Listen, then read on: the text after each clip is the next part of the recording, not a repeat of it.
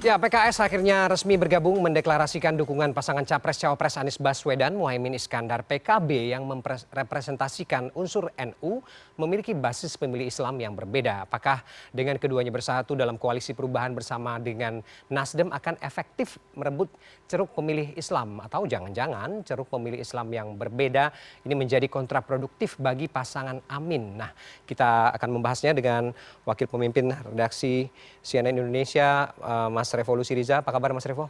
Baik, Fer. Terima kasih Mas Revo sudah datang ke studio. Mas, gini, sekarang kan PKB dan PKS sudah satu koalisi, tapi kemudian sering dinarasikan memiliki paradigma politik yang berbeda dan bertolak belakang, tapi kemudian keduanya basisnya adalah partai Islam. Nah, apakah kemudian dengan berkoalisinya PKB dan PKS ini, melihat peristiwa ini, apa bisa merebut ceruk pemilih, khususnya pemilih Islam? Kemungkinannya akan ada dua gitu ya. Jadi apakah kemudian yang selama ini menjadi pemilih loyalnya PKB hilang, tapi masuk dari pemilih loyalnya PKS tetap loyal. Kita tahu selama ini kan PKS ini cenderung karena dia partai kader ya, jadi dia tuh sangat loyal gitu. Kadernya, pemilihnya tuh sangat loyal. Dan dari tiap kali pemilu kalau kita lihat datanya, pemilih PKS itu selalu nambah. Jadi artinya kalau dulu mungkin bapaknya milih PKS, bisa jadi anaknya sekarang yang udah punya hak pilih akan memilih PKS. Nah, PKB kita tahu bahwa secara dalam tanda kutip mungkin mazhab politik gitu ya, mazhab agamanya sedikit berbeda dengan pemilih PKS. Dan kita tahu di 5 tahun belakangan yang kemarin itu masa pemilih PKB, masa pemilih yang kita mungkin direpresentasikan oleh masa NU gitu ya, itu cenderung berbeda secara pandangan politik dengan PKS. Nah, bisa jadi mungkin hilang, tapi bisa jadi juga akan tetap gitu. Kalau itu tetap, maka bagaimana kemudian Caimin dan petinggi-petinggi PKB, termasuk tim pemenangan PKB itu bisa membuat solid, maka masanya akan bertambah, gitu kan. Gitu. Nah, ini tergantung bagaimana kemudian kepiawaian dari tim pemenangan yang sudah dibentuk oleh nanti pasangan koalisi Anies Baswedan dan Muhaimin Iskandar ini bisa meyakinkan basis masa mereka. Gitu. Kalau itu bisa, maka bisa jadi akan bertambah suaranya. Walaupun berbeda, Fer, ini kan ini berarti kan menguatkan apa yang selama ini kita kenal bahwa dalam politik itu tidak ada kawan dan lawan yang abadi gitu kan. Yang ada adalah kepentingan abadi. Sekarang kepentingannya bertemu. Ketika kemarin akhirnya Majelis Suro PKS memutuskan bahwa mendukung Muhaimin Iskandar sebagai calon wakil presiden Anies Baswedan, dan PKS akhirnya tetap di koalisi perubahan.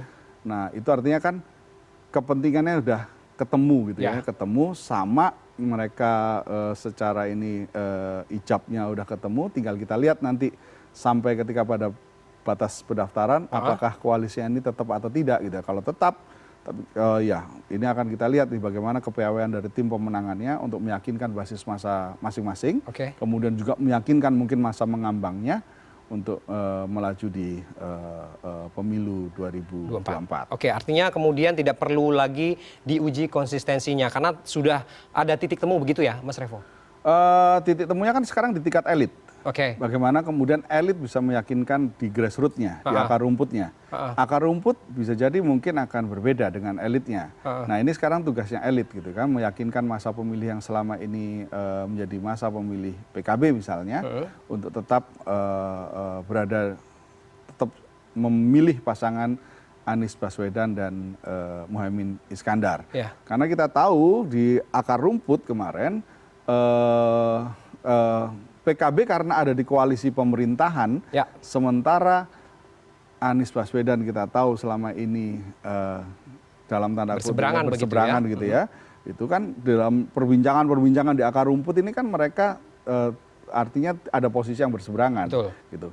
Nah, sekarang tiba-tiba kemudian menjadi satu gitu kan, menjadi satu. Nah, tinggal sekarang elitnya. Ini kan menyatunya ini kan masih di tataran elit. Nah, bagaimana kemudian elit bisa meyakinkan akar rumput, itu yang paling penting gitu. Jangan termasuk juga bagaimana kemudian menjaga supaya akar rumputnya ini tidak diambil oleh pasangan yang lain gitu kan. Karena kita pasti meyakini bakal calon presiden Prabowo misalnya nanti akan menggandeng siapa bakal calon Wakil wapresnya.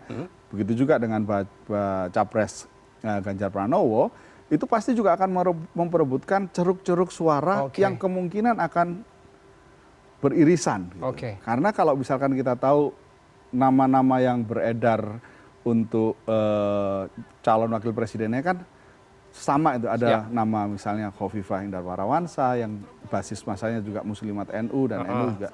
Kemudian juga nama Mahfud MD juga mencuat, itu kan juga basis masanya juga basis masa NU. Artinya pasti akan ada di tataran elit ini akan memperebutkan masa akar rumput. Dan itu wajar dalam setiap kali pemilu, elit, tim pemenangan di atas, bagaimana kemudian bisa meyakinkan akar rumput untuk memilih kandidat masing-masing gitu.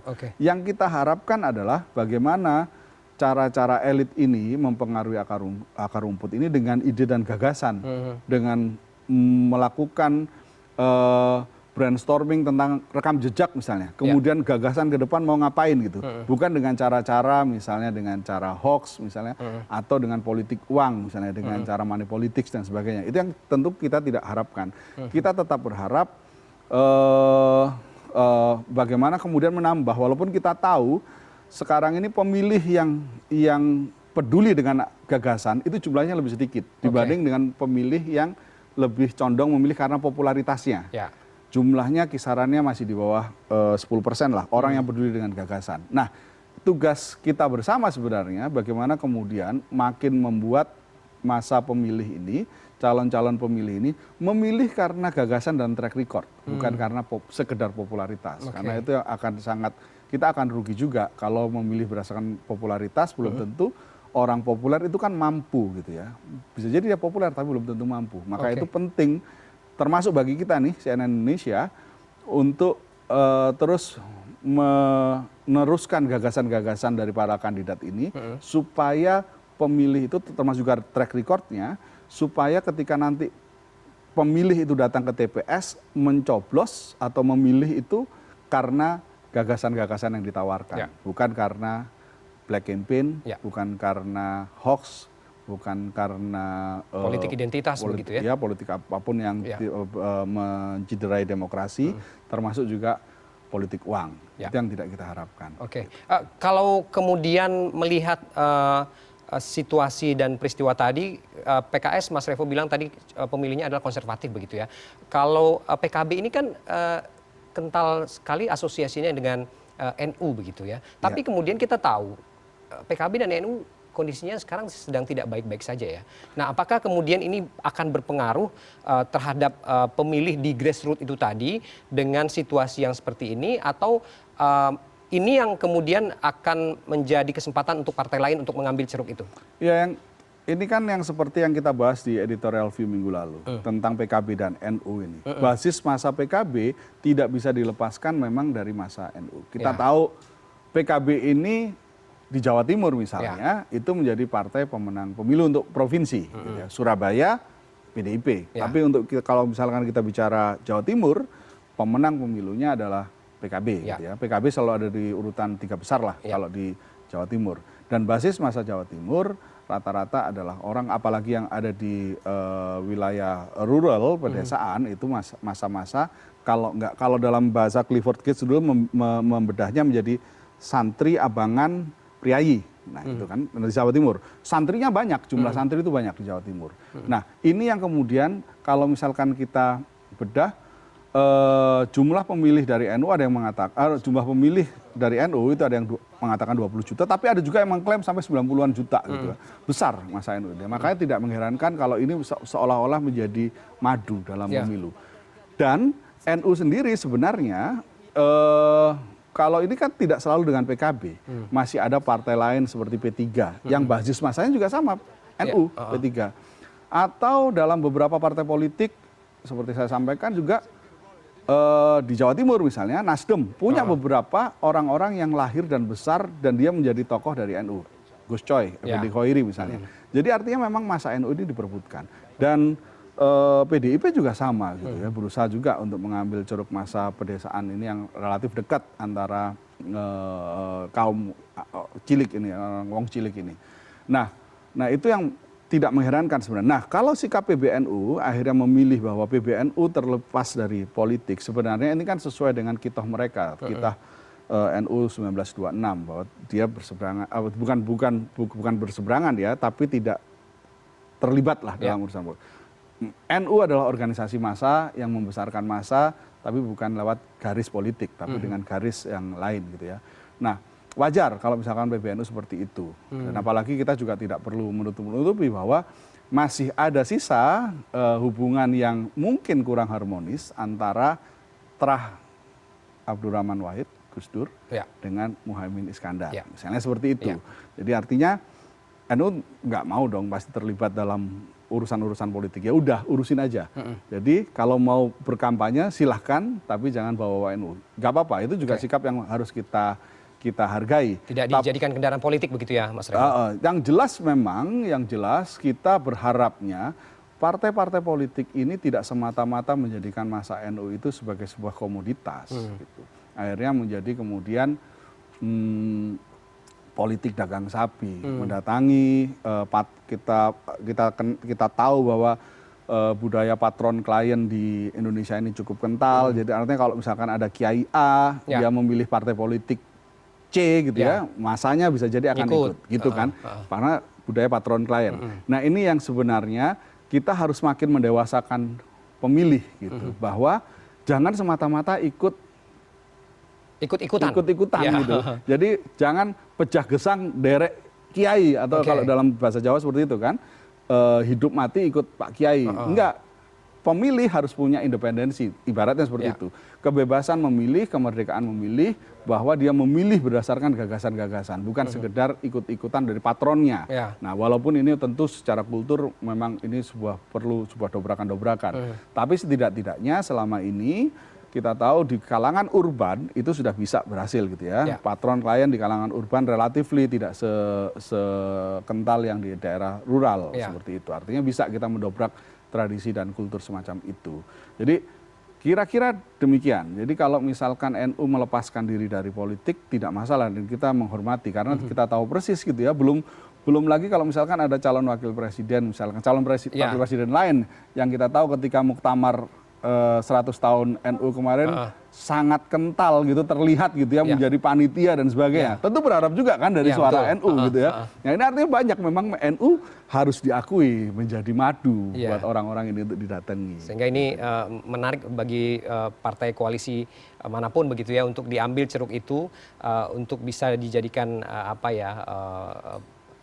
nggak ikut-ikutan jadi pengikutnya begitu ya Mas Revo. Dan kalau misalkan dengan konstelasi sekarang gitu ya, mungkin Anies Baswedan kuat. Jawa harus diakui bagaimanapun suara pemilihnya besar. Kita tidak mengesampingkan daerah lain, pulau lain, tapi faktanya pemilih di Jawa karena memang populasi penduduknya besar itu masih besar di Jawa, Jawa sentris masih. Jadi Jawa masih jadi kunci untuk pemilu ini. Mungkin beberapa provinsi lain juga Sumatera Utara atau Sulawesi Selatan misalnya, tapi bagaimanapun Jawa ini masih mayoritas gitu. Dan kita tahu Jawa dari provinsi Banten, DKI Jakarta, Jawa Barat, Yogyakarta, Jawa Tengah dan Jawa Timur itu penduduk terbesarnya masih terpusat di Jawa Barat, Jawa Tengah, Jawa Timur gitu ya.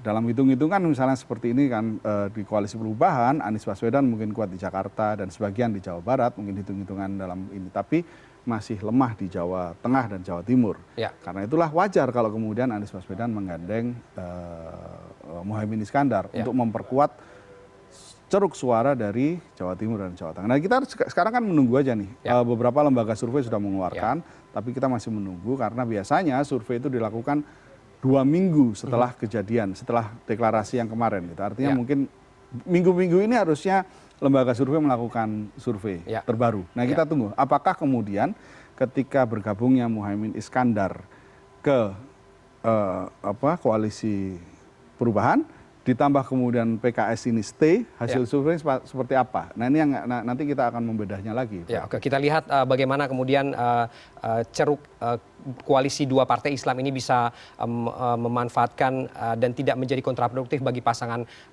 Anies dan juga Caimin.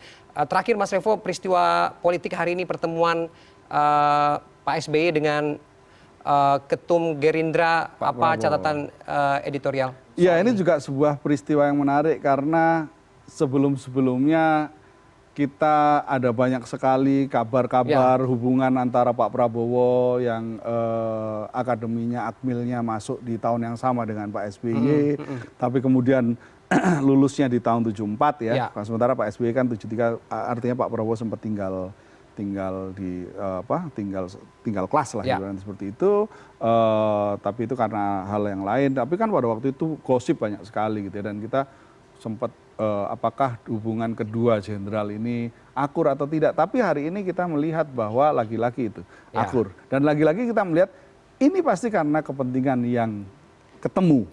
Artinya kawan dan lawan ini, basis massa antara Gerindra dan Demokrat harus diakui sebenarnya sama, ada di kelompok tengah gitu ya, kelompok nasionalis yang Demokrat, yang demokratis di tengah, bukan kalangan kanan Islam, bukan kalangan yang misalnya abangan seperti PDIP. Mereka sama seperti Golkar, Nasdem, Gerindra. Nasionalis ya? Nasionalis itu sebenarnya memiliki garis pemilih yang sama gitu ya.